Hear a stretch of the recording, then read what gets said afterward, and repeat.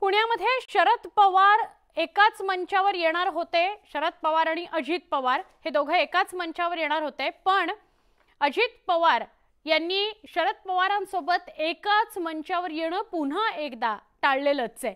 यावरून आता राष्ट्रवादी काँग्रेसचे आमदार रोहित पवार यांनी टीका केली।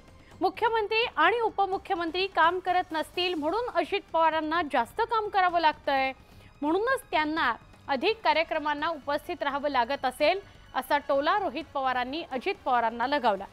तसंच अजित पवार जास्त कार्यक्षम असल्याने त्यांना इकडे येण्याकरता वेळ नाहीये अशी टीकाही त्यांनी केली।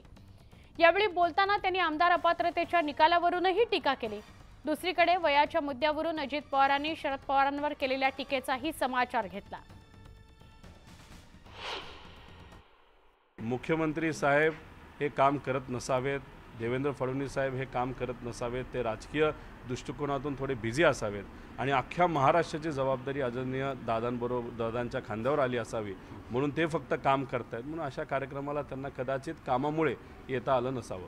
पवार साहेबांबद्दल बोललं जातं तेव्हा असं सांगण्यात येतं की पवार साहेबांचं वय जास्त आहे। मला असं वाटतं की या सर्व नेत्यांचं जे वय आहे, कोणाचं 65 आहे, कोणाचं तरी 70 आहे, कोणाचं तरी 63 आहे, हे जसं जसं वाढेल तसं यांचं मत येईल।